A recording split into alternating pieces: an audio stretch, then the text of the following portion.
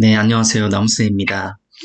일단 제가 병리학 강의를 이제 마지막 한 강의가 남아 있어가지고 그 나머지 한 강의를 병행하면서 기출문제풀이 제가 커뮤니티에다가 이제 투표를 한번 했었는데 병리학 다음으로 이제 기출문제풀이를 해달라는 요청이 많아서 이제 구독자 여러분의 의견을 따라서 기출문제를 가져와 봤는데 일단 보시면은 제가 여기서 좋은 말을 그렇게 많이 해드릴 수 없을 것 같아요. 좋은 말을 많이 해드릴 수밖에 없는 게 1차 필기 5회차가 좋은 말을 많이 할 수 없게 나와버렸어요. 일단은 왜 그런지 한번 보겠습니다. 나무위사 1차 필기 5회차에 대해서 먼저 총평 먼저 하고 들어가 보도록 할게요. 첫 번째, 난이도는 낮았습니다. 인정할 건 인정해야 합니다. 난이도 합격률이 30%, 35%도 넘은 걸로 알고 있고 그 정도면은 지금까지 1회차부터 4회차까지가 평균 합격률이 약 한 5에서 7% 정도인 거를 감안해 보면은 30%는 굉장히 낮은 난이도죠. 그래서 왜 30%가 넘었냐? 왜 이렇게 난이도가 낮게 나왔냐에 따라서 이건 저의 생각입니다. 첫 번째, 처음으로 정답이 공개가 됐거든요. 처음으로 정답이 공개되다 보니까 이게 무조건 확실한 답들만 나와야 됩니다. 뭐 예를 들어서 박사학위 따신 분이 자기가 그 분야를 연구 중인데 예를 들어서 녹병이 순환물 기생체인데 순환물 기생체가 아닌 녹병도 있다. 뭐 예를 들어서 이러면은 그 의의를 제기할 수 있으니까 그것에 대한 책임 회피도 어느 정도 있지 않을까라고 생각을 합니다. 이렇게 낮아진 거에 이유를 좀 따지다 보면은 이런 부분도 있지 않을까 싶어요. 그래서 이제 담당자나 아니면 문제 내시는 분께서 이제 이의 제기, 이제부터는 이의 제기를 할 수가 있어요. 이제 시험 보시는 분들이 이의 제기를 많이 하실 수 있으니 애초에 그런 부분들을 차단하기 위해서 확실한 문제만 내려다 보니까 굉장히 난이도가 낮아진 게 아닐까 이런 생각이 들고요. 두 번째로는 좀 아쉬운 점이긴 한데 요거는 일단 다른 회차의 기준이 되기엔 요거는 확실히 말씀드릴 수 있을 것 같아요. 부적합합니다. 원래 이 5회차가 정답을 공개함으로 인해서 요것을 기준점으로 잡고 그리고 나서 이제 공부의 방향성을 잡아가는 게 맞는데 지금 이 5회차가 공부의 방향성을 잡을 수 없게 만들어 놨어요. 기사시험이랑 다를 바가 없습니다. 그럼 오케이. 이건 이따 말씀드리고 어쨌든 그렇습니다. 자, 세 번째. 그럼 이유가 뭐냐? 인원을 많이 뽑기 위함이냐? 이렇게 볼 수 있다는 거예요. 지금 삼리청에서 이제 저희 협회분들께서 가셔가지고 한번 여쭤봤는데 인원을 많이 뽑기 위해서 그랬다라고 이제 그런 뉘앙스로 말씀하셨는데 사실 인원을 많이 뽑기 위해서는 그만큼 제도도 뒤따라줘야 됩니다. 지금 제도가 우리한테 눈에 보이는 게 있나요? 사실 제가 이제 일하는 곳에도 여기서 공문이 왔었어요. 산림청에서 공문이 와서 이제 소유자 어느 토지의 소유자를 제외한 모든 곳에 있는 나무는 이제 나무 의사가 진단 또는 처방 또는 치료를 해야 된다. 이런 공문이 한 3번 정도 왔어요. 3번 정도. 3번 정도 왔고, 그래서 그런 노력은 보이는 수가 있는데, 실질적으로 이 나무 의사 자격증을 가지고, 실용적으로 또는 경제적으로라든지 이렇게 돈을 벌 수 있는가, 또는 열심히 일할 수요가 갖춰져 있는가, 라는 걸 봐야 되는데 그렇지가 않다는 거예요. 지금 이미 제도 자체가 미흡합니다. 사실은 지금 그래서 나무의사 자격이 어디에 가장 많이 쓰이냐면은 여러분도 아실 겁니다. 첫 번째 입찰에 많이 써요. 입찰에 나무의사 1종 면허를 가지고 있는 업체들을 이제 지명 경쟁 이렇게 시켜가지고 입찰에 굉장히 많이 쓰이고, 두 번째는 조경회사에 많이 쓰입니다. 나무의사 자체로는 이제 흔히 말하는 돈벌이가 안 되고, 그리고 어쨌든 기업은 이윤을 추구해야 되는데 그리고 수요도 없고 별로 필요로 하지도 않고 하다 보니까 조경회사가 이제 나무의사를 같이 운영을 하면서 입찰에서도 유의점을 갖고, 아니면은 이제 수목 진단을 함에 있어서 이제 아무거나 또 진단을 못 하잖아요. 그러니까 이제 나무의사를 껴서 같이 하는 부분, 또는 이제 토목업체도 마찬가지입니다. 토목업체도 이제 나무의사 일종을 가지고 이렇게 하는 부분들이 있는데 요렇게밖에 지금 진행이 안 되고 있다는 거죠. 지금 예를 들어서 나무의사가 지금 제도가 생겨나게 된 목적 자체가 이제 가로수, 이제 생활권 수목을 전문가가 직접 치료하잖아요. 전문가가. 전문가가 치료해야 되는데, 전문가라면은 이 전문가만 예를 들어서 건축사 사무소, 뭐 엔지니어링 이런 것처럼 따로 이런 사무실 차릴 수 있을 정도로 어느 정도 제도가 뒷받침되어야 되는데 아직까진 부족한 상황이죠. 네, 부족한 상황인 건 맞아요. 나온 지가 얼마 안 됐으니까. 하지만 왜 난이도까지 낮추냐 이 말입니다. 아직 제도도 확실하게 갖춰지지 않은 상태에서 왜 난이도만 낮춰가지고 사람들 혼란스럽게 만드냐는 거예요. 요건 어쨌든 큰 문제가 있는 거고. 자, 두 번째. 제가 이렇게 공격적으로 나올지 지금까지 안 그랬잖아요. 근데 이건 좀 심하다고 생각이 들었어요. 문제 보고 나서 좀 심하다고 생각이 들어서 이러는 겁니다.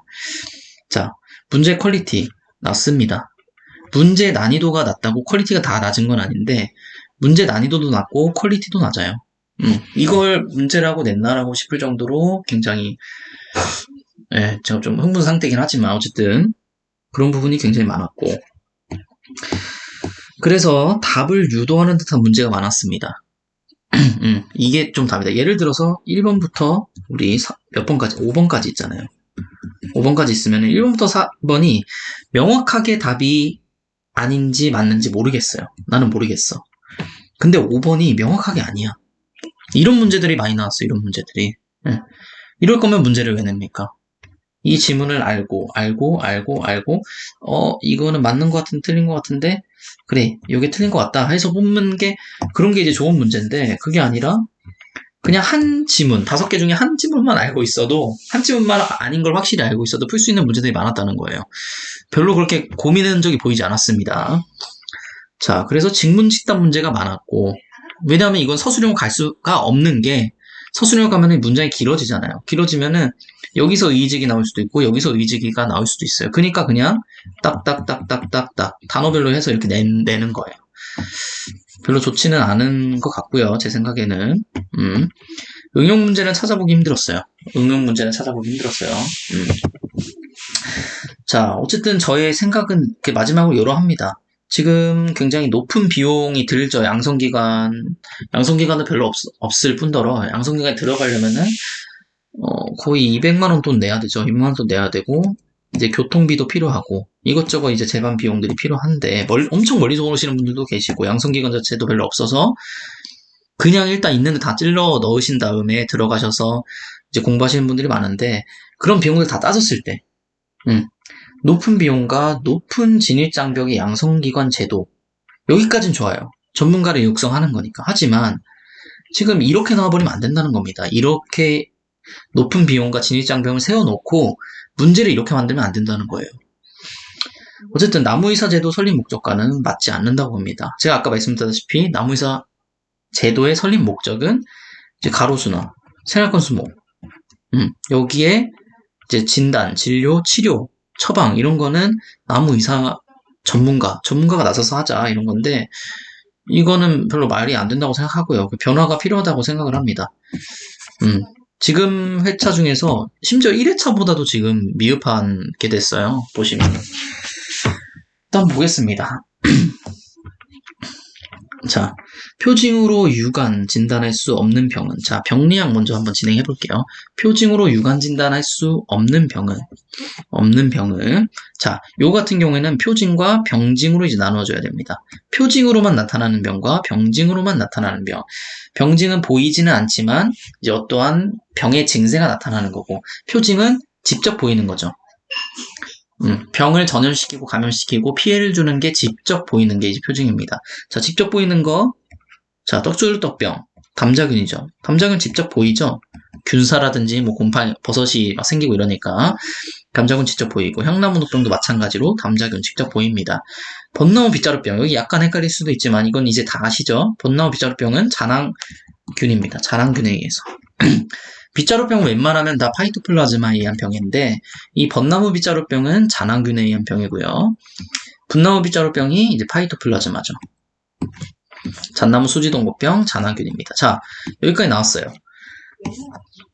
얘네는 곰팡이 파이토플라즈마는 이제 파이토플라즈마 몰리큐트강의 파이토플라즈마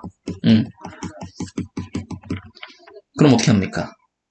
얘가 답이겠죠. 예, 파이토플라즈마는 유관 진단을 할 수 없고 이 책 안에 들어가서 뭐 여파 현상이라든지 이런 현상만 나타내고 있잖아요. 직접 보이진 않고요. 그렇기 때문에 표정을 유관 진단할 수 없는 병은 4번 파이토플라즈마입니다. 자, 인공배양이 쉬우며 본래는 부생적으로 생활하는 것이지만 조건에 따라서는 기생생활을 할 수 있는 것은 무엇일까요? 자, 보시면은 이건 이렇게 보시면 돼요. 올기생 또는 올부생 그리고 주로 기생하고 가끔 부생 또는 반대 상황도 있겠죠. 주로 부생적으로 살고 가끔 기생적으로 사는 애들이 있어요. 자, 요렇게 나뉩니다. 기생생활에 따른 분류는 이렇게 나뉘는데 올기생하는 애 일단 뭡니까? 5번의 이 절대기생체죠. 절대기생체가 바로 올기생하는 얘고 올부생하는 애 뭡니까? 부생체죠. 부생체. 그렇죠. 자, 이제 여기 두 개가 좀 약간 헷갈릴 수도 있어요. 주로 기생체 같은 경우에는 주로 기생을 하고 가끔 부생을 한다는 겁니다. 자, 이 임의 기생체랑 임의 부생체를 한번 읽어볼게요. 임의 기생체. 임의 기생체란 말이 무슨 말이냐면은 가끔 기생한다는 겁니다. 부생체, 가끔 부생. 가끔 부생체로 살고 나머지는 기생하면 산다는 겁니다. 자, 주로 기생을 하고 가끔 부생체, 이게 바로 임의 부생체고 주로 부생체, 가끔 기생체 이게 바로 임의 기생체입니다. 이거는 뭐 언어가 좀 헷갈릴 수 있어서 그래요. 어쨌든 그럼 문제를 한번 다시 보면은 부생적으로 보통 생활을 하는데 조건에 따라서는 기생생활을 할 수 있는 것, 가끔 기생생활을 하는 것, 임의 기생체라는 거죠. 임의 기생체 몇 번입니까? 3번 임의 기생체 나왔고요. 자, 다음. 자, 수묵병리학. 수묵병과 진단 방법의 연결이 옳지 않은 것은 수묵병이 있고 그거에 따라서 진단 방법이 있습니다. 자, 장미 모자이크병. 바이러스에 의해 발생되죠. 바이러스는 이 엘리사법에 의해서 우리가 진단할 수 있고요. 호두나무 탄저병은요. 곰팡이죠, 곰팡이. 얘 같은 경우에는 곰팡이인데 DAPI 이거 뭐냐면은 이 형광현미경 기법과 같이 뭐냐면 파이토플라즈마를 우리가 진단할 때 이 DAPI와 형광현미경 기법이 사용됩니다. 뽕나무 오갈병이 이제 파이토플라즈마죠. 어쨌든 두 개 파이토플라즈마이기 때문에 2번이 일단 답으로 나오고 한번 4번 볼게요. 사과나무 불마른병 세균이죠. 세균 대표적인 진단법 그란연생법, 그란 양성과 음성 이렇게 나뉘어지죠. 소나무 리지나 뿌리 썩은병 뭡니까? 소나무 리지나 뿌리 썩은병. 그렇죠. 리지나 뿌리 썩은병 잔황균이죠. 잔황균. 소나무 리지나 뿌리 썩은병 잔황균이고 영양배지법으로 알 수 있다. 자, 어쨌든 2번 소나무 탄저병이고요. 자, 4번 보겠습니다. 병원체의 침입 방법에 대해 설명 중 옳지 않은 것은? 병원체의 침입 방법에 대해 옳지 않은 것은? 자, 침입 방법에 대해서 예를 들어서 우리가 병원체 뭐뭐가 있을까요? 세균이 있고, 선충이 있고, 이게 곰팡이라고 보시면 될 것 같아요. 균류는 곰팡이 있고, 파이토플라즈마, 뭐 바이로이드, 바이러스 이런 식으로 있죠. 자, 어떻게 됐는지 제가 따로 정리를 했거든요. 봅시다. 자, 세균 같은 경우에는 어떻게 침입하냐면은 보통 계급으로 침입할 수 있어요. 계급으로. 열려있는 구멍. 뭐 수공이라든지 기공이라든지 피목이라든지 이런 부분들 있죠. 이런 계급이고 그리고 대부분은 이제 상처로 많이 침입을 합니다. 상처. 이 모든 것이 다 가장 많이 들어가는 게 상처예요. 상처를 통해 많이 침입을 하고 여기까지고 자, 선충 같은 경우에는 보통 뿌리로 침입을 하는데 얘도 마찬가지로 상처로 침입하고 얘는 좀 특별한 게 각피 침입을 할 수 있습니다. 각피 침입을 할 수 있어요. 각피. 다른 애들은 이제 각피까지는 침입을 못해요. 하지만 이 선충과 지금 이따 보실 이 곰팡이만이 각피 침입을 할 수 있다. 이렇게 잘 알아가시고요. 곰팡이도 마찬가지로 계고부 상처를 통해 이제 침입을 합니다. 자, 다음 이제 파이토플라즈마랑 바이러스. 얘네 같은 경우에 어떻게 전염되는지를 이렇게 봐야 되는데 파이토플라즈마 같은 경우에는 딱 세 가지예요.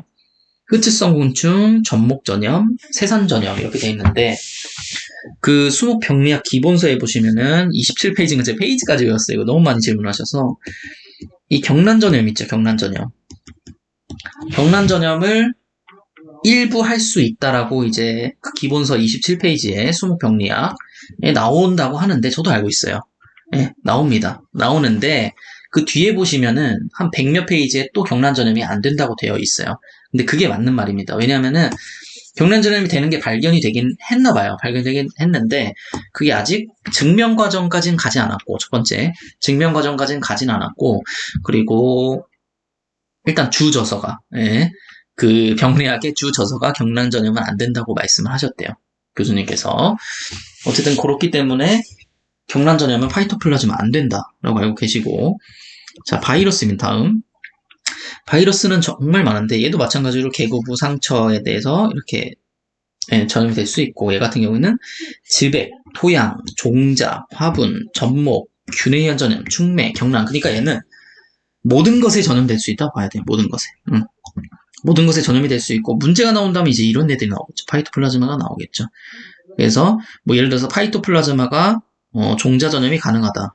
그럼 안 되는 거죠. 틀린 답인 거예요. 이런 식으로 해서 이제 가져가라는 겁니다. 어쨌든 이렇게 가져가시고 문제 다시 가볼게요. 자, 세균은 아까 기공을 통해 침입할 수 있다고 했죠. 계구부란 상체라고 했잖아요. 선충, 식물체 직접 침입할 수 있죠. 그렇죠.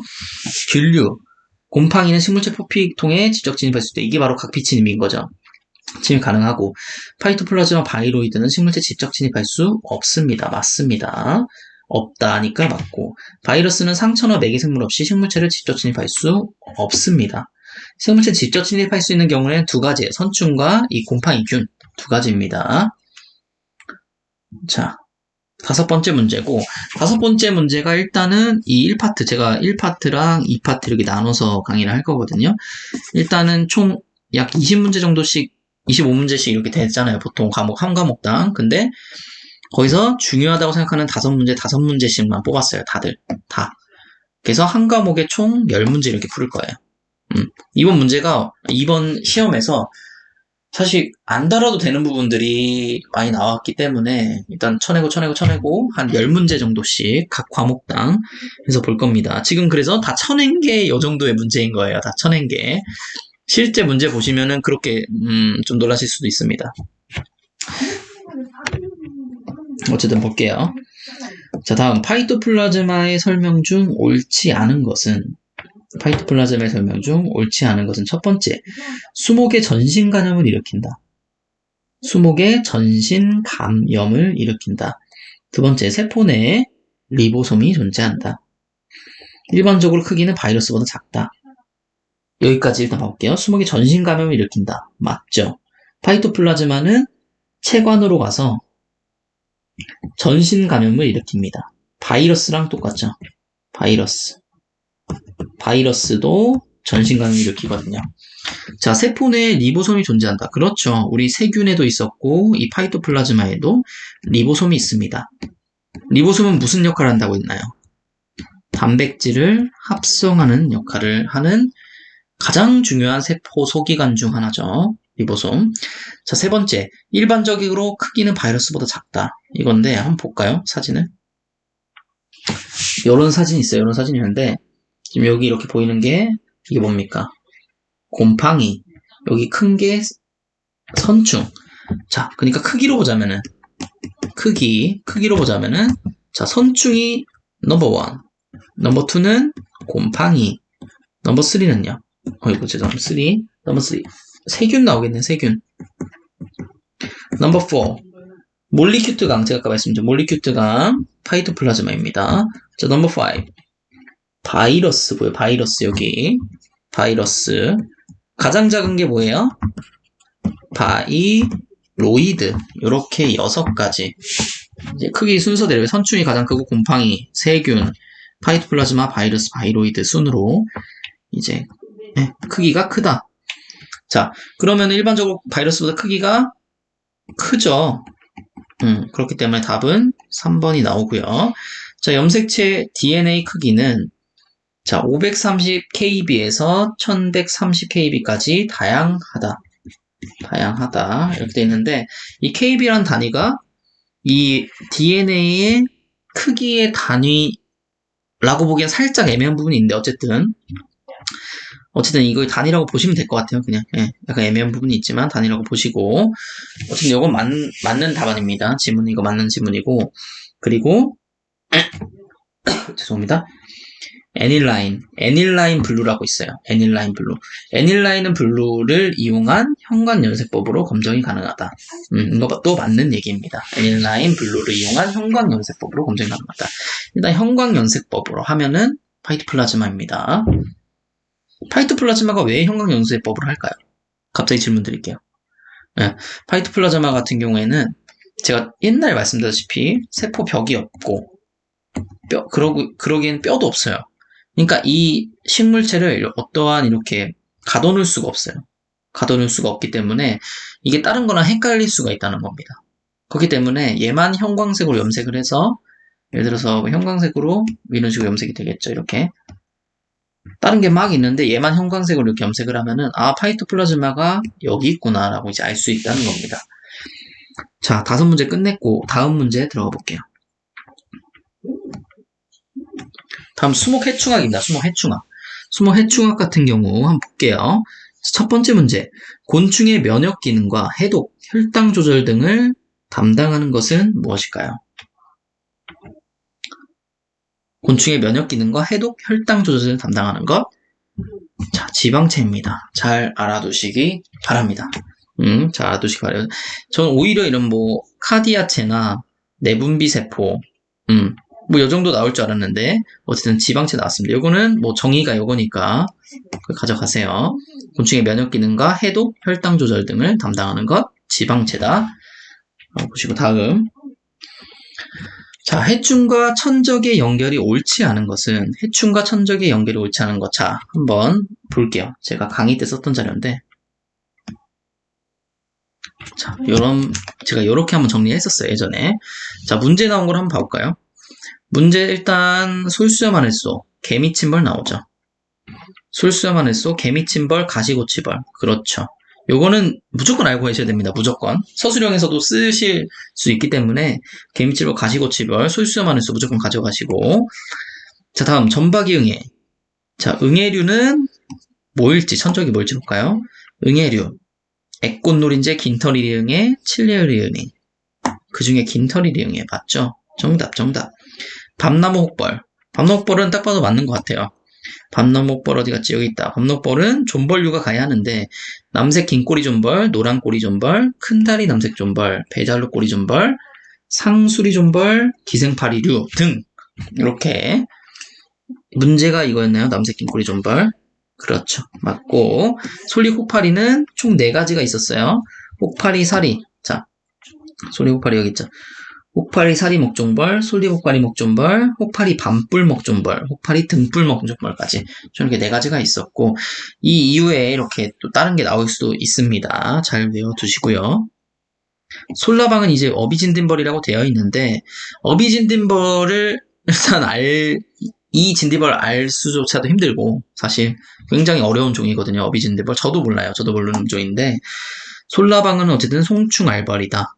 솔라방은 송충알벌이고 어비진딧벌은 아니다. 이렇게 가져가시면 됩니다. 어쨌든 이 나머지 것들을 알고 있으므로 이거를 풀 수 있잖아요. 이 어비진딧벌을 모르더라도 나머지 걸 우리가 확실히 알고 있으니까 풀 수 있잖아요. 이런 문제가 이제 괜찮은 문제라고 보는 겁니다. 이런 문제가. 자, 다음. 곤충의 중앙신경계 뇌는 3개 신경젤로 연합되어 있다. 잠시만요. 제가 표시하는, 그렇죠. 맞죠? 이 중 후대뇌가 관장하는 부위는 이라고 되어 있는데, 뇌는 곤충의 중앙신경계, 곤충의 이 중앙신경계의 뇌는 3개 신경젤로 연합되어 있습니다. 자, 뭘로 되어 있을까요? 전대뇌, 그 다음에 중대뇌, 다음 후대뇌입니다. 이렇게 3가지로 나눠져 있는데 각각 무슨 역할을 하는지 이제 알아야 되는데 한번 볼게요. 첫 번째 전대뇌. 전대뇌는 눈. 자, 전대뇌. 곤충 이렇게 그냥 간단하게 그려볼게요. 곤충이 딱딱딱딱딱딱 이런 식으로 있다고 볼게요. 눈. 여기가 어디라고요? 전대뇌. 그 다음에 더듬이. 이게 뭐라고요? 중대뇌. 그 다음에 후대뇌는 윗입술과 전이. 자, 전대내는 맨 앞에 있는 눈이고, 그 다음은 뭐예요? 더듬이. 그 다음에 더듬이 있죠. 더듬이는 중대내에서 하고, 잎을 조금 뒤에 있다 봅시다. 잎이 이렇게 있으면은, 잎을 이제 우리가 클로즈업을 한번 해보겠어요. 잎이 정말 간단하게 그리면은, 좀 웃길 수도 있겠지만, 이런 식으로 있다 봅시다. 이런 식으로 있다 봅시다. 자, 이런 식으로 있다 봅시다. 곤충 잎이. 이게 어떻게 생겼냐면은, 곤충은 이 윗입술이라는 애가 있고, 위에, 밑에 아랫입술이 있어요. 그리고 그 사이에 턱이 있는데, 위에가 큰 턱, 아래가 작은 턱입니다. 근데 여기서 이제 뇌에서 관장하는 부분이 달라져요. 먼저 이 맨 위에는 우리가 한번 초록색으로 이렇게 해볼게요. 이 초록색으로 있는 이 윗입술 있죠? 이 윗입술은 어디서 관장을 하냐면은, 후대뇌에서 관장을 합니다. 후대뇌. 이 윗입술과 그리고 이 모이주머니라고 있어요. 모이주머니 그 주변에 있는 이 전이라는 놈이 있거든요. 전이는 또 이게 전위 분문 판막이라고 해가지고 이게 전장과 중장에서 이 중장에서 이렇게 넘어오는 거 역류를 방지해주는 역할을 이 전이 분문 판막에서 합니다. 전이에 있는 전이 분문 판막에서 합니다. 어쨌든 간에 이 윗입술과 이 전이가 후대뇌에서 관장하고 있고 그 다음에 나머지 이 밑에 큰 턱과 작은 턱 그리고 아랫입술까지 이 세 가지는 어디서 관장을 할 것 같아요? 전대뇌도 아니고 중대뇌도 아니고 후대뇌도 아니고 바로 식도하신경절이라는 데에서 관장을 합니다. 그래서 식도하신경절 이렇게 보시면 됩니까? 식도하신경절, 식도 밑에 있는 신경절을 말하는 거죠. 자, 윗입술을 제외한 나머지 신경을 담당한다. 큰 턱, 작은 턱, 아랫입술 이렇게 세 가지 식도하신경절에서 관여를 한다. 이렇게 보시고요. 다음 넘어갈게요. 자, 성충으로 월동하는 곤충으로 바르게 연결된 것은 자, 우리가 월동태는 제가 좀 시간을 들여서 한번 보겠습니다.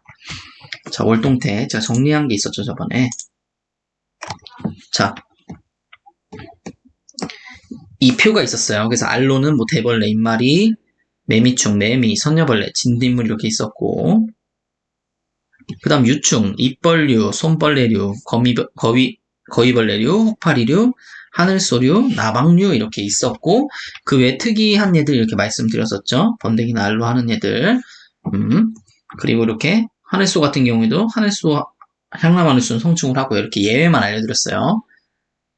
자, 이번에 문제 나온 게 이제 성충입니다. 성충으로 활동하는 종. 문제 한번 다시 봐볼까요? 자, 솔수염 하늘소 아까 잠깐 제가 다뤘었는데 하늘소 일단 유충이죠. 아니고 자, 한번 여기 또 있나 봅시다. 성충에 풍뎅이류, 무당벌레류, 잎벌레류, 바구미류, 방패벌레류, 노린재류, 나무이류, 깍지벌레류, 응애류, 나무종류 이렇게 10개류가 모두 성충으로 활동을 합니다. 물론 특이 종류들도 있겠죠. 자, 일단 이 10개를 안다고 가정하고 다시 한번 돌아가 볼게요. 자, 다시 한번 봐볼게요. 풍뎅이 그렇죠. 이렇게 있죠. 자, 회화목 명나방은 뭘까요? 이건 뭐 같아요? 이거 유충 같지 않나요?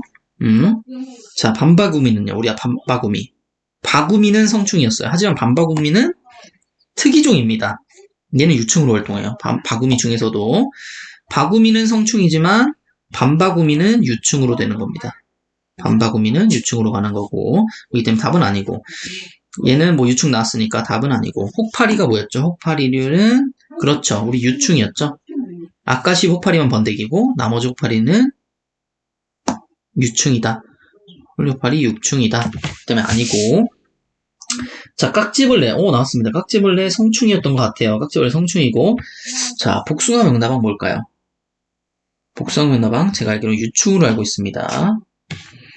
자, 유충. 그렇죠. 복숭아 명나방 여기에 없죠. 그러니까 복숭아 명나방 유충 맞네요. 그리고 깍지벌레는 성충 맞고 자, 네 번째 솔껍질 깍지벌레. 얘도 마찬가지로 성충이어야 되는데 솔껍질 깍지벌레는 이제 후약충이라는 약충으로 활동을 합니다. 버즈나무 방패벌레는 방패벌레 성충이고요. 자, 느티나무 벼룩바구미. 자, 지금까지 여기 다 답 아니었어요. 그럼 5번이 일단 답이긴 한데 한번 볼게요. 느티나무 벼룩바구미. 아까 바구미류, 밤바구미를 제외하고는 바구미다 뭐라고 했어요? 성충. 오리나무 잎벌레. 잎벌레류는 전부 다 성충. 다시 한번 확인해 볼까요? 잎벌레류. 죄송합니다. 참긴 더듬이 잎벌레는 알이 하나 있네요. 어쨌든 잎벌레류 성충. 그리고 바구미류. 느티나무 벼룩바구미 나왔죠? 바구미류 성충. 이렇게 해서 성충으로 활동하는 애들. 이래서 정답은 5번이다. 그래서 이거는 솔직히 제 자료 참고하시면 굉장히 좋을 것 같아요. 다른 것들은 뭐 더 좋은 자료 있으면 자료 참고하라고 말씀드리지만, 요 자료 같은 경우에는 제가 일단 책을 기본서 전체에 있는 거를 이렇게 나눈 거거든요. 그렇기 때문에 이렇게 3개 잘 알고 외워주시면 좋을 것 같습니다. 다음 넘어갈게요. 자, 이 문제가 약간 의아한 문제였어요, 저는. 그래서 한번 가져와 봤는데, 자, 수목을 가해하는 해충의 발생 세대수, 목명, 학명의 연결이 옳지 않은 것은 이런 문제였어요. 여기서 우리가 알아야 될 부분은 발생 세대랑, 하나네요. 발생 세대만 알면 됩니다. 발생 세대만 알면 돼요. 왜냐하면, 제가 이제 나무의사 1회차 공부 방법이라는 영상 올렸었는데, 거기서도 써놨었어요. 병리학을 제외한 모든 과목에서 정말 중요한 이론이나 중요한 어떤 생명체를 제외하고는 학명을 외우지 말라고 말씀드렸었어요. 학명을 외우지 말라고. 자, 근데 왜 이 문제를 가져왔냐면은, 이 5회차 때 나왔는데, 딱 요거 한 문제 나왔어요, 한 문제. 학명으로 당락이 결정되는 문제가 요거 딱 한 문제 나왔다는 거예요. 이래도 학명을 외우실 거예요. 이래도 학명을 그게 주구절절 표를 해셔가지고 외우실 거예요. 정말 시간 낭비라고 생각해요. 왜냐하면 머릿속에도 안 남습니다. 학명은 심지어. 학명을 인터넷에 치면 그냥 바로 나와요. 실용적으로도 이 학명을 내는 게 좋은 판단은 아니라는 거예요. 네. 그렇기 때문에 어쨌든 볼게요. 자, 일단 저한테 가장 중요한 거, 그리고 여러분한테 가장 중요한 건 이 발생 세대수입니다. 발생 세대수는 정말 많은 지문에서 나올 수 있는 부분이에요, 이제. 그렇기 때문에 한번 봐야 됩니다. 자, 목화 진딧물. 일단 이 진딧물 자체가 굉장히 많이 가해를 하는데, 제가 예전에 또 이걸 정리하는 표가 한 번 있었죠. 자, 이렇게 표현을 했었는데, 자, 진딧물은 다 이제 5회 이상 수없이 많이 가해를 하는데, 진딧물 중에서 적게 가해하는 애들이 있어요. 그게 전나무 잎마리 진딧물은 3회, 조롱나무 혹진딧물 4회. 얘네를 제외하고는 다 많이 가해를 한다는 거예요. 자, 목화진딧물, 걔네를 제외하고죠. 수회, 맞습니다. 자, 버젓나무 방패벌레. 방패벌레 자체가 이제 3회에서 5회인데, 한번 확인해 볼게요. 그렇죠. 방패벌레는 예외 없이 3에서 5회를 가해합니다. 방패벌레는 3에서 5회. 일단 맞죠? 얘도 맞죠? 미국 흰불나방. 미국 흰불나방 약간 애매한데, 2, 3회라고 되어 있는데, 원래는 2회이긴 한데, 2, 3회, 세모라고 봅시다. 바구미 몇 회 가해할까요? 바구미, 여기다 1회 가해하는 애들이거든요. 이 중에 바구미 보이죠? 예외 없이 바구미는 1회라는 겁니다. 바구미 1회 맞고요. 자, 여기서 미국 선녀벌레 한번 볼게요. 선녀벌레류 예외 없이 1회. 자, 맞습니다. 만약 미국 흰불나방도 이제 맞다고 치면 왜냐면 2회, 3회 이거 애매하잖아요. 3회인 애들도 분명히 있을 수 있을 것 같고. 자, 요거 5개가 다 맞아요. 그러면 이제 얘네를 그러니까 이 문제를 맞고 틀리고를 당락을 가릴 수 있는 거는 이 목명과 학명, 목명과 학명으로 이제 가릴 수 있다는 거예요. 하지만 이런 문제가 나와오면은 굉장히 안 좋은 문제기도 하고, 공부도 별로 안 하셨으면 좋겠고, 저는 솔직히 이 학명 자체를. 자, 어쨌든 답은 뭐냐면은 미국 선녀벌레입니다. 자, 근데 이거조차도 유추해서 풀 수가 있었어요. 왜냐하면은 레피도프테라, 목명이 2개 같죠? 하지만 얘는 나방이고 얘는 선녀벌레예요. 둘이 같지 않은 이제 종류의 분류를 가진 생물인데 이 목명이 같다고요? 그건 말이 안 되죠. 그렇기 때문에 둘 중 하나가 이제 맞다고 보는 건데, 우리 프테라면은 보통 날개가 생각이 나죠. 대표 주자 뭡니까? 나비죠. 나방이죠. 그렇기 때문에 이 미국 흰불나방이 맞는 얘기고, 미국 선녀벌레는 이 레피도프테라가 목이 아닙니다. 그 정답은 5번이 나오는 거예요. 네, 여기까지 해보고 다음 넘어가겠습니다.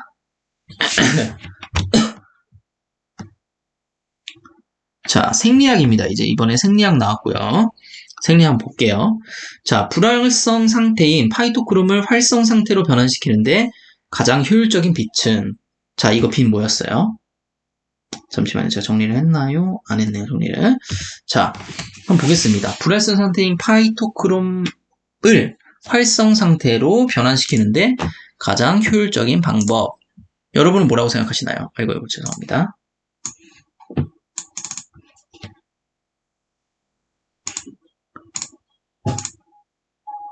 자, 진행해볼게요. 자, 우리의 빛은, 우리 그 실생활에, 우리의 지구 안에 들어온 빛은 340 나노미터에서 760 나노미터로 형성이 됩니다. 이 이하를 뭐라고 한다고 했어요? 이 이하를 뭐라고 했어요? 그쵸.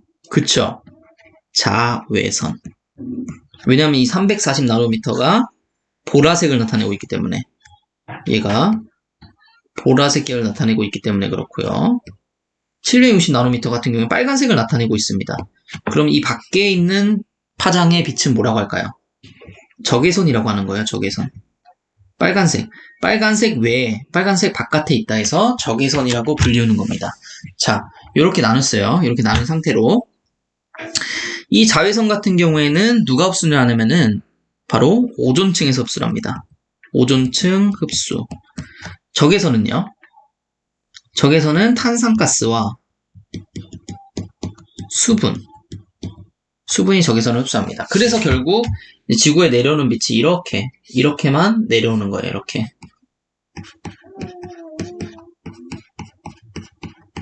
이렇게 내려와서 우리 인간이 이 빛을, 또는 식물이 이 빛을 이용할 수 있는 겁니다. 자, 어쨌든 그러면 이제 이 문제를 봐야 되겠죠. 불활성 상태인 파이토크롬을 활성 상태로 변환시키는데 가장 효율적인 빛. 자, 이게 뭐가 있냐면은 우리 파이토크롬 레드랑 파이토크롬 파레드가 있어요. 파이토크롬 파레드, 파이토크롬 레드. 이 둘의 차이는 뭐냐면은 760짜리 빛을 쓰느냐, 730짜리 빛을 쓰느냐. 760짜리 빛을 쓰면은 이제 죄송합니다. 760이 아니네요. 아닙니다. 730이라면 680인가 그럴 거예요. 아무튼 이 엄절인데 730짜리를 쓰게 되면은 얘가 불활성이 됩니다. 식물이. 그리고 860짜리 쓰면은 활성이 됩니다. 식물이 생리적으로 활성 상태를 띠는 거예요. 그래서 이 활성 상태를 띠게 된 것을 파이토크롬 레드, 그리고 730 불활성 상태 띠게 되는 것을 파이토크롬 파레드라고 쓰는데, 활성 상태로 변환시키는데 요거를 이 680 나노미터짜리 파장의 빛을 우리는 뭐라고 하냐면은, 그렇죠. 요것을 적색광이라고 합니다. 그리고 이 730 나노미터의 파장의 빛을 우리는 원적색광이라고 합니다. 그렇기 때문에 활성 상태 띄는 거 이 적색광이죠. 적색광. 이런 숫자들도 좀 알고 계시면 좋고요. 그럼 문제 하나 내보겠습니다. 이 파이토크롬은 이 적색 쪽을 이용하는데 이 보라색 쪽을 이용하는 것도 있어요. 보라색이랑 조금 지나서 이 청색 쪽까지 이용하는 애가 있는데 뭘까요? 바로 크리토크롬입니다. 크리토크롬은 약 340 나노미터에서 450 나노미터 정도까지 보라색에서 청색 파장을 가지고 있어요. 어쨌든 다음 넘어가 볼게요. 자, 두 번째, 알칼리성 토양에서 결핍이 일어나기 쉬운 원소는, 자, 이거는 그냥 단답으로 바로 나가겠습니다. 알칼리성 토양에서 결핍이 나타나는 애들은 산성에서 굉장히 유효도나 용해도가 높아지는 애들이에요. 그게 뭐였어요? 우리 중금속류들 있었죠, 중금속. 그리고 뭐 있었어요? 철. 그렇죠. 그리고 뭐 있었어요? 망간. 이런 애들이 있었죠. 반대로 뭐 있었어요? 이런 금속인데, 알칼리수 토양에서 결핍이 안 일어나고, 오히려 더 용해도가 높아지고 하는 애들. 하나 있었죠. 몰리브덴. 그쵸? 어쨌든, 그렇기 때문에 철이 알칼리수 토양에 결핍이 일어나기 쉬운 원소 중에 하나입니다. 철. 나머지 황, 칼륨, 칼슘, 마그네슘은 증가하죠, 오히려. 자, 3번 보겠습니다. 목부와 사부의 시원세포를 추가로 만들기 위해 횡단면상에서 접선 방향으로 세포벽을 만드는 세포 분열은, 그러니까 횡단면상에서 접선 방향으로, 그러니까 세포를 우리가 하나씩 더 증가시키는 거죠. 시원세포를 추가로 만들기 위해 증가시키는 이런 분열이 뭐냐? 제가 예전에 이렇게 말씀드린 적이 있었을 거예요. 이렇게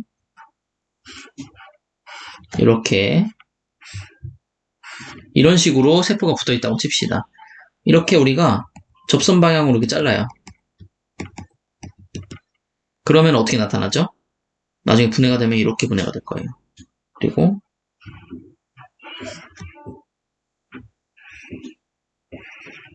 이게 뭐를 의미하냐면은 이 공극을 보세요. 이 주황색 공극. 지금 되게 작죠? 근데 커지죠, 이렇게. 주황색이 좀 더 커지죠? 이 커지는 데를 메꾸는 건 뭐라고 할까요? 요런 거. 이거 바로 수층 분열이라고 합니다. 그래서 병층 분열과 수층 분열은 긴밀하게 같이 움직일 수밖에 없는 분열이에요. 네. 근데 일단 접선 분열로 하는 거 뭐라고 했어요? 병층 분열. 답은 1번입니다. 자, 지아틴, 지틴, 키네틴, 아데닌. 이거 뭐예요? 사이토키닌이죠, 사이토키닌. 잎의 세포 분열을 촉진하고 잎의 노쇠 지연에 관여하는 식물 호르몬. 그쵸, 사이토키닌인데, 자, 우리가 식물 호르몬 한 번만 같이 한번 볼게요. 이것도 저번에 제가 강의 때 설명드렸던 그 강의 자료죠. 자, 정말 그냥 완전 기본적인 것만 볼게요. 저 문제 나올 만한 것들. 자, 옥신. 옥신은 자, 배어는 자업초나 줄기의 신장 생장을 주로 촉진한다고 합니다. 신장 생장을 주로 그러니까 생장을 촉진하고, 자, 지베렐린도 마찬가지로 생장을 촉진하는데, 자, 얘 같은 경우에는 원형 그대로의 생물체에서 신장과 세포 분해를 촉진한다. 어쨌든 생장을 촉진한다. 옥신, 지베렐린 둘 다.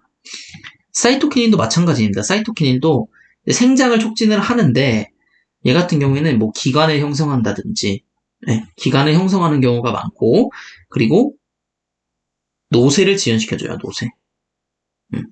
사이토키닌 왜냐하면은 이렇게 늙어가는 이런 조직이 있으면은 여기 영양분을 모아줍니다, 사이토키닌은.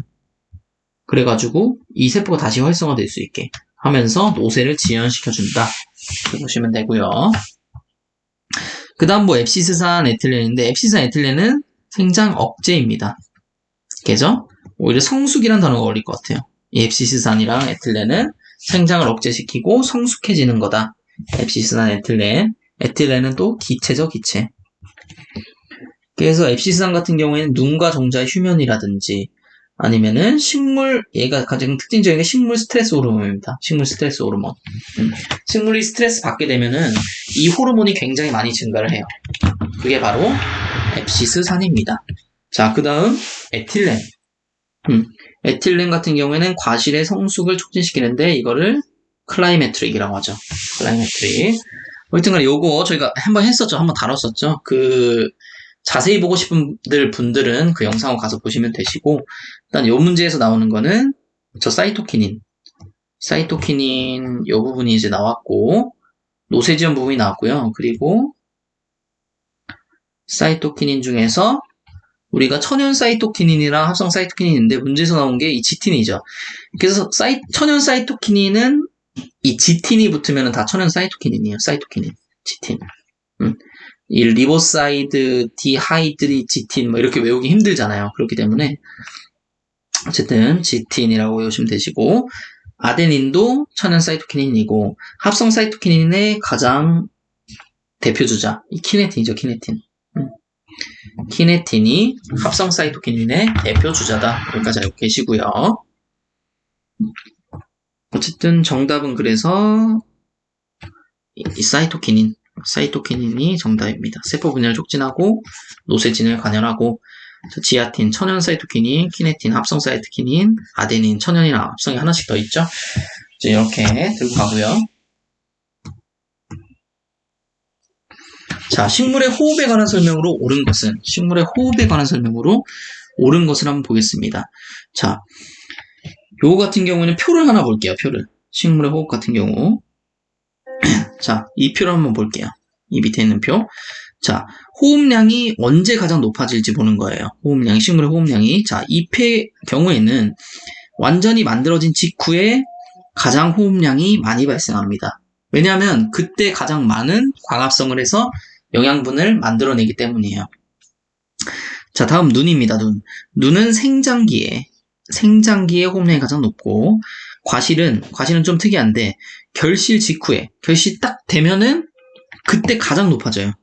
그래서 이걸 클라이메트릭이라고 하는데, 그리고 이후 떨어집니다. 이후 호흡량이 떨어지고, 다음 종자입니다. 종자는 자라고 있을 때, 종자가 휴면 상태가 아니고 자라고 있을 때 호흡량이 가장 높다. 다시 돌아왔어요. 과실의 호흡은 결실 직후에 가장 많다고 했었죠. 클라이메트릭 현상이라고 했어요. 아니고.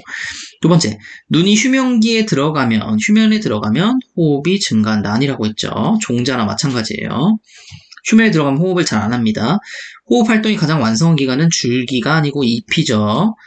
자, C4 식물은 C3 식물에 비해 광호흡이 많다라고 되어 있는데, 광호흡은 뭐라고 설명드리면은 좀 좋냐면은, 쓰잘데기 없는 호흡이라고 보시면 될 것 같아요. 쓰잘데기 없는 호흡.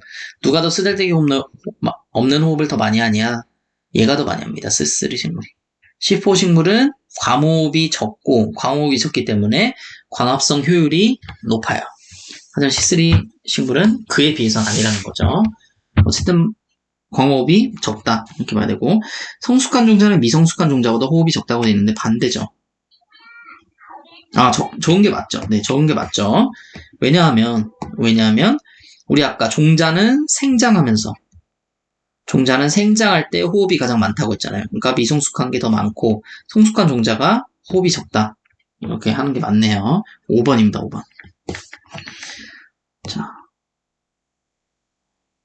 자, 수목 생리학 받고, 자, 다음 이제 토양학입니다. 토양학 바로 볼게요. 토양학을 바로 한번 보겠습니다. 강의가 조금 길어질 것 같은데 한번 끊을까요? 아니면은 지금 하는 게 날려나? 뒤에가 어떻게 돼 있냐에 따라서 한번 달라질 텐데.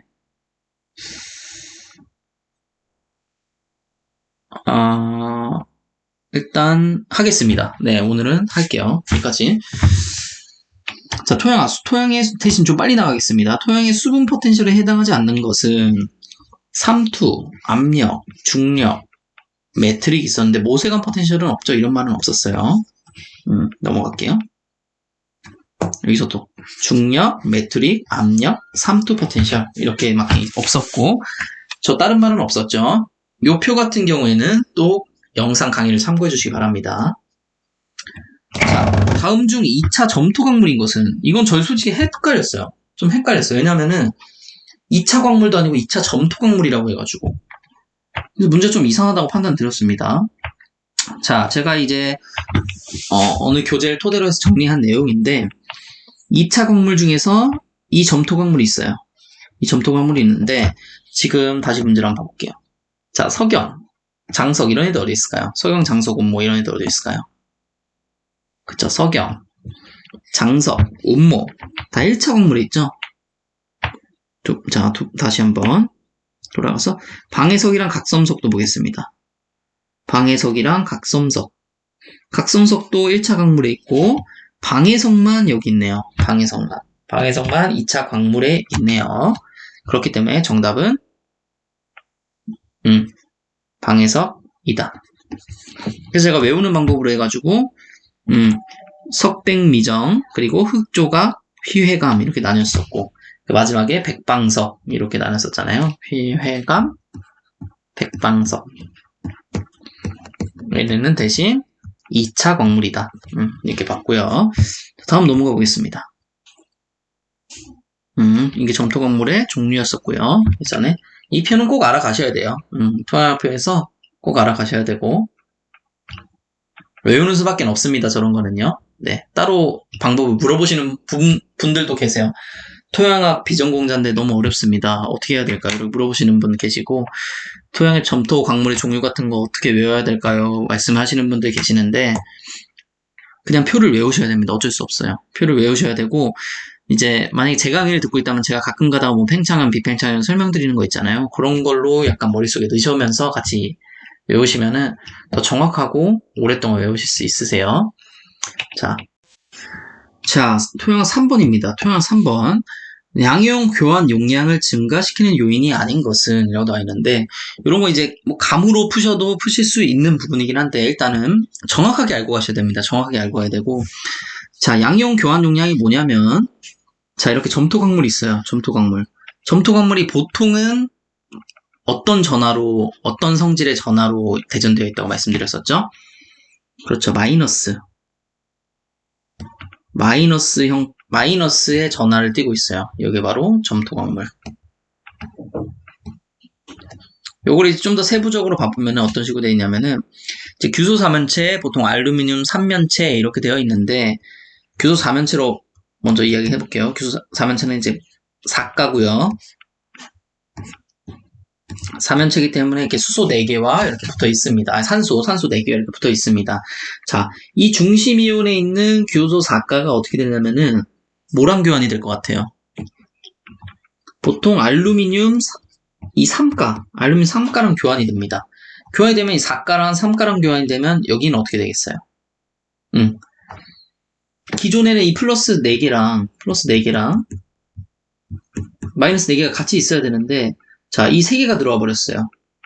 4개가 나가고 3개가 들어왔어요.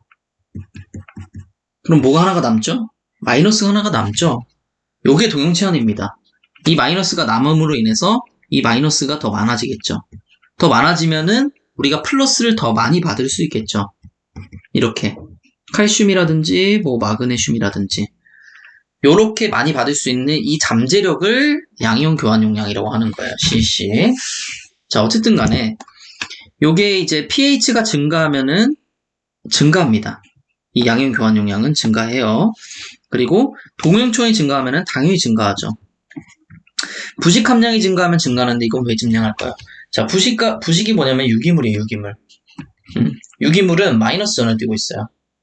이제 뭔지 알겠죠? 마이너스 전하를 띠고 있음으로 인해서 플러스 전하를, 그렇죠. 바로 그거고요. 자, 다음 점토 함량은 뭐예요?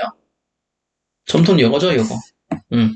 자, 점토 광물만이 마이너스 전하를 띠고 있고 모래라든지 이런 애들은 안 끼고 있단 말이에요. 그래서 모래가 만약에 많다고 하면은 양이온 교환 용량이 그 토양에선 적어지겠죠, 더. 그런 부분이 있다는 겁니다. 자, 3번 넘어가고요.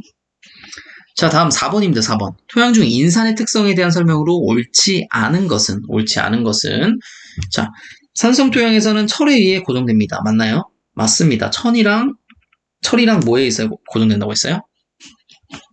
철이랑 알루미늄에 의해서 이 인산은 고정이 되고요.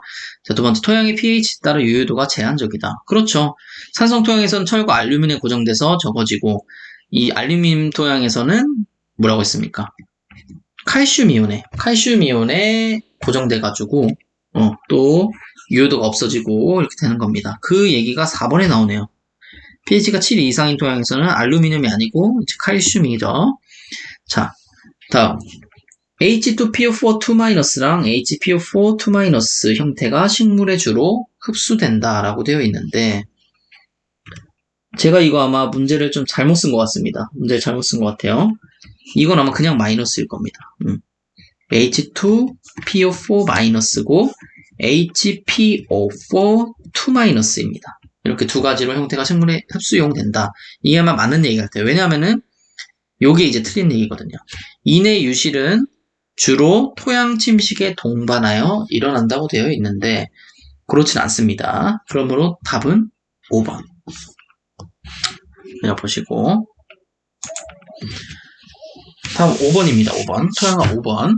미국 농무부 기준 촉감법에 의한 토성 분류 중 양질사토의 특징인 것은, 자, 이거는 표를 한번 보겠습니다. 자, 양질사토의 특징. 자, 이 부분이거든요. 자, 저 어떻게 나누냐면은 토성은 일단 사토일 때, 그리고 양토일 때, 그리고 식양토일 때, 그리고 식토일 때 이렇게 나뉘는데, 자, 보시면은 요렇게 바운더리 나눠볼 수가 있어요. 이 바운더리 양토, 이 바운더리 식양토, 이 바운더리 식토 이렇게 나뉘어질 수 있고, 얘 같은 경우에 사토랑 양질사토 이렇게 나눠볼 수 있는데, 나뉘는 기준이 뭐냐면은 이 토양의 리본을 얼마나 만들 수 있느냐, 0cm냐, 2.5cm 미만이냐, 2.5에서 5cm냐, 5cm 이상이냐 이렇게 나눠볼 수가 있는 거고, 우리 문제에서 나온 거는 이 양질사토에 대해서 나왔어요. 양질사토 띠 만들 수 없죠. 공 모양은 형성하지만 리본은 못 만든다. 띠를 만들 수 없다. 요겁니다. 요거는 뭘까요? 그러면은 아까 본 거 중에 식양토고 5cm 이상 식토고요. 부드러운 느낌이 강하다라고 하면은 여기서 보시면은 이 미사질이 들어가면 됩니다. 미사질이 들어가면은 부드러운 느낌이 가능한 겁니다. 미사질이 들어가야 된다. 토양에 적당한 물을 첨가했을 때 공 모양으로 뭉쳐지지 않는다. 맞나요? 공 모양은 형성한다고 되어 있죠. 양질사토는.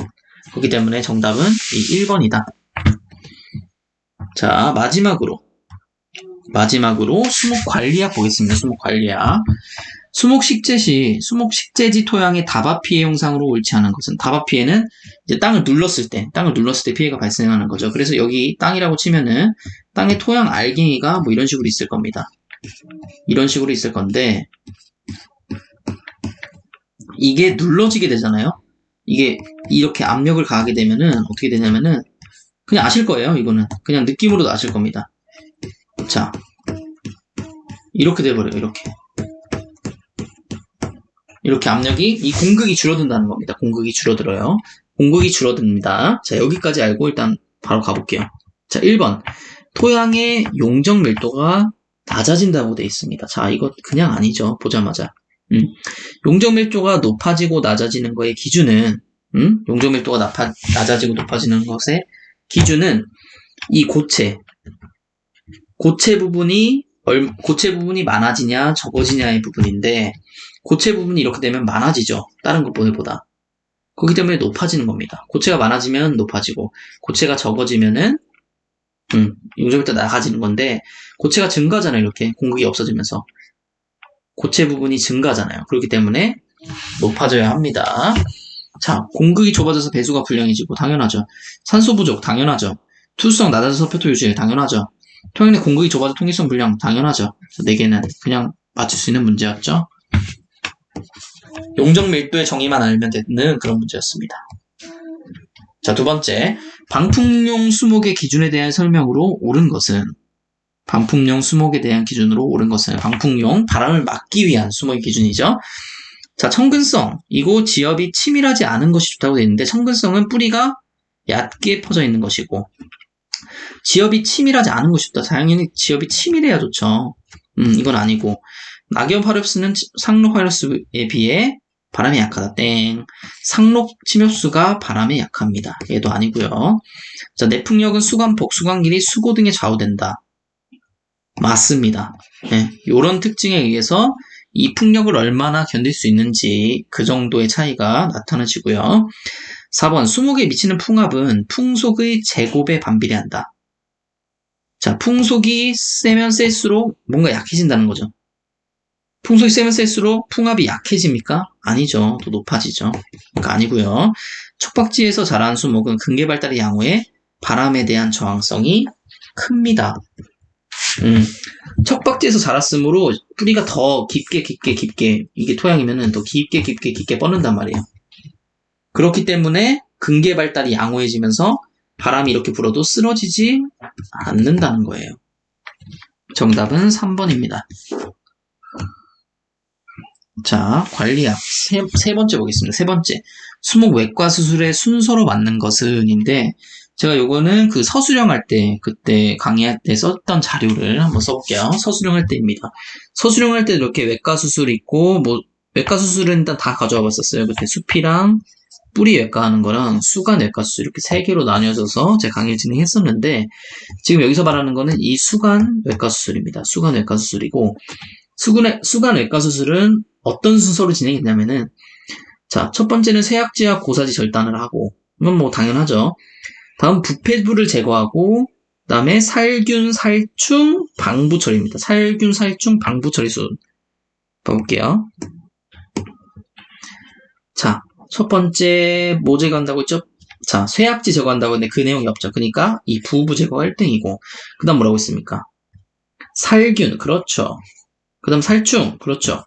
그 다음에 방부 처리 이렇게 들어간다고 했어요. 그 다음 먼저 볼까요? 살균, 살충, 방부까지 했어요. 그 다음에 공동 방수 매트 인공.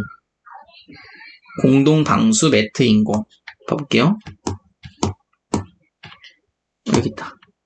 공동 방수 매트 인공. 자, 이렇게 돼 있죠.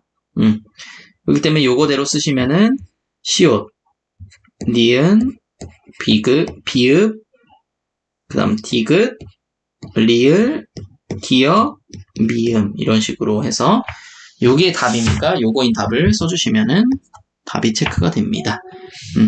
요거 같은 경우에는 요걸 전체를 다 알고 계셔야 돼요. 이 내용까지도요. 내용까지도 다 알고 계셔야 될 문제고, 그러니까 이번 문제가 굉장히 쉽게 나온 거예요. 이런 순서만 나온 거면은 굉장히 쉽게 나온 거고, 뭐 예를 들면 정말 예를 들면은 방부 처리할 때 뭐가 사용되냐 쭉쭉쭉 나오고 구리나 크롬을 사용한다. 이게 답이 되는 거겠죠. 이런 식으로 원래 나올 확률이 높은데 조금 쉽게 나왔기 때문에 그런 식으로 나오는 겁니다. 방심하면 안 돼요. 자, 다음 수목의 이식에 대한 설명으로 옳지 않은 것입니다. 자, 1번부터 답이 나왔네요.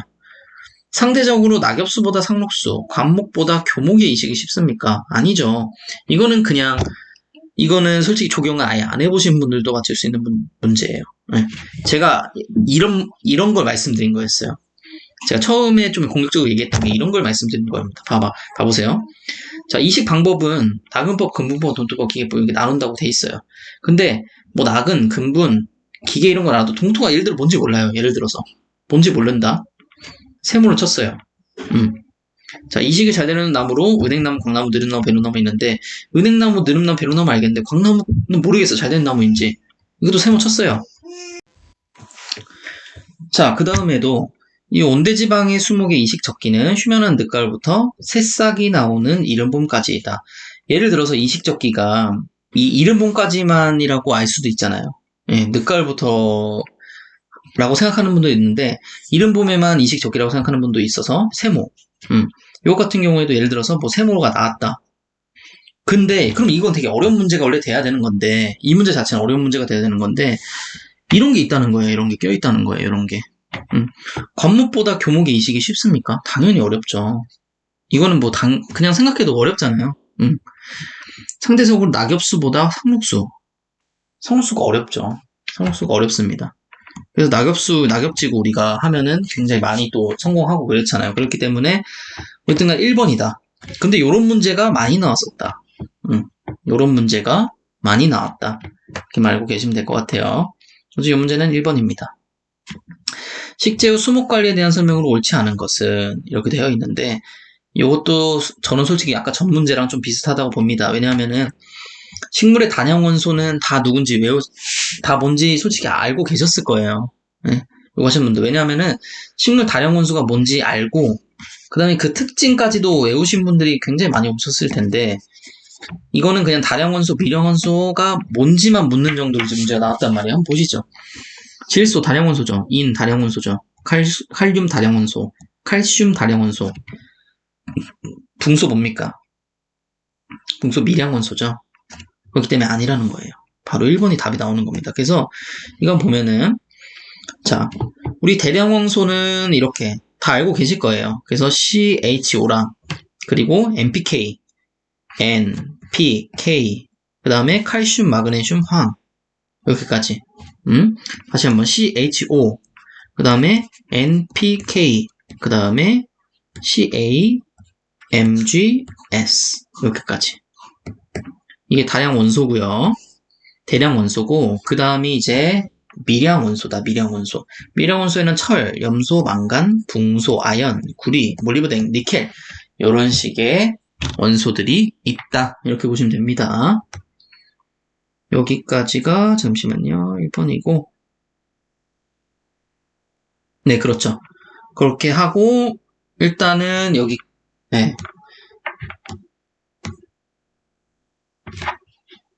이렇게 하고 마지막 문제 한번 봐보도록 해보겠습니다. 자, 마지막 문제 놀라셨죠? 일단 풀어봅시다.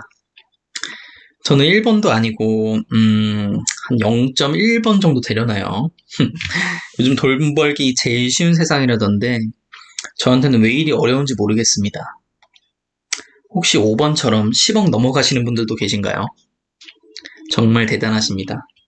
한번 경제적 자유를 원 없이 누려보시길 바랍니다. 자, 그럼 다음 문제 보겠습니다. 그럼 여러분의 가치는 얼마인가요? 여러분이 소유하고 있는 가치, 즉 재산이라든지 학력, 명예, 직업을 제외한 여러분들 고유의 가치에 대해서 한번 생각해 보신 적 있으신가요? 그래서 오늘은 잠깐 공부를 멈추고 우리의 가치를 찾으러 한번 가보겠습니다. 나의 가치를 알기 위해선 나를 둘러싼 수식어를 버려야 합니다. 재미있는 나무쌤, 열정적인 나무쌤에서 재미있는과 열정적인을 한번 빼봅시다. 남는 게 뭐죠?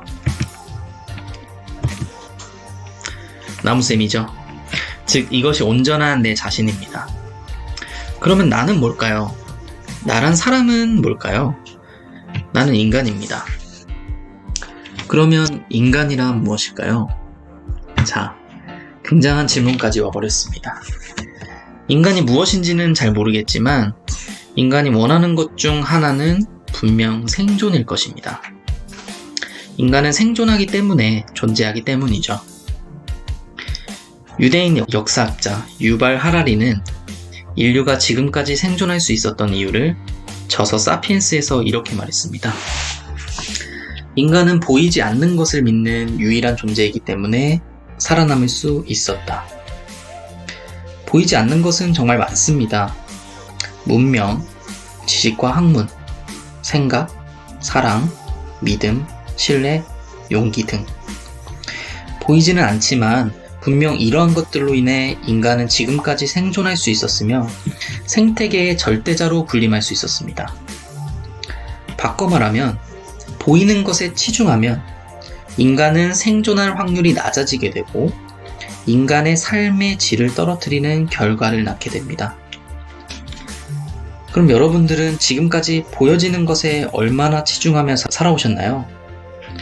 외모, 부, 지위, 이미지 등 보여지는 것에 가치를 두게 되면 평생 그것들을 지키면서 살아가게 되지만 보이지 않는 것에 가치를 두게 되면 평생을 부딪히며 살아가게 됩니다. 부딪히는 인생은 고난이 많습니다. 많은 사람들이 행하지 않는 것을 행하기 때문이죠. 무엇 하든 수많은 실패와 문제들이 발생해요. 가끔 너무 힘들어 포기하고 싶을 때도 많죠. 하지만 그들은 꾸역꾸역 앞으로 나아갑니다. 그리고 그들이 원하는 꿈에 도달하게 됩니다. 그리고는 더 큰 꿈을 꾸게 되죠. 이 세계는 부딪히는 사람에게는 너그러운 마음으로 자비를 베풀어줍니다. 하지만 부딪히지 않고 무언가를 지키기만 급급한 사람에게는 자비를 베풀어주지 않습니다. 심지어 현상 유지도 시켜주지 않습니다. 그들은 누군가 만들어 놓은 시스템에서 누군가 걸었던 길을 똑같이 걸어갈 뿐입니다. 그렇기 때문에 어느 정도의 수준까지 도달했을 때 그들이 공통적으로 느끼는 감정은 바로 허무함입니다. 아무것도 남지 않았다는 그 감정입니다. 결론적으로 인류의 생존에 적극적으로 기여하는 사람은 바로 부딪히는 인간입니다. 그래서 저는 부딪히는 인간을 가장 가치 있는 인간이라고 생각합니다.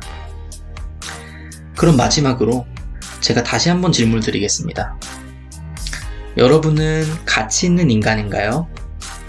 아니면 값어치 있는 인간인가요? 선택은 각자의 몫입니다.